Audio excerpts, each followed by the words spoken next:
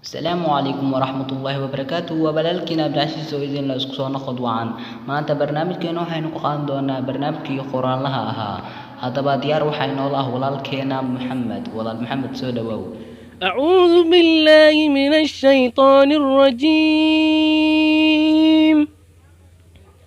يا أيها الذين آمنوا توبوا إلى الله توبة نصوحا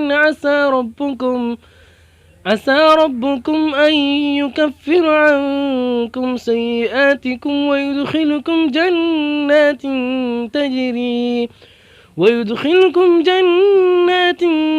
تجري من تحتها الأنهار يوم لا يخزي الله النبي والذين آمنوا معه نورهم يسعى بين أيديهم وبأيمانهم يقولون ربنا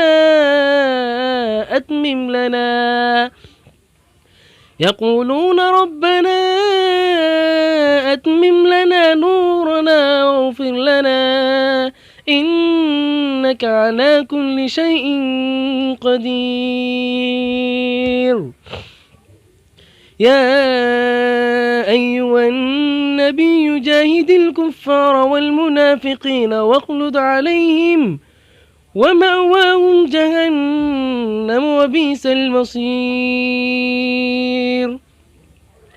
ضرب الله مثلا للذين كفروا امرأة نوح وامرأة لوط كانتا تحت عبدين من عبادنا صالحين فخانتاهما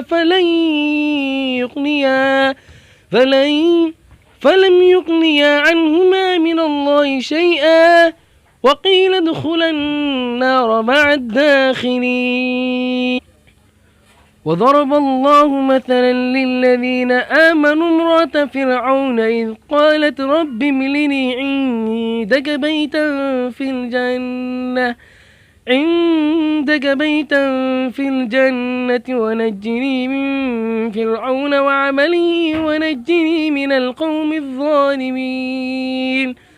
ومريم ابنة عمران التي أحصنت فرجها فنفخنا فيه من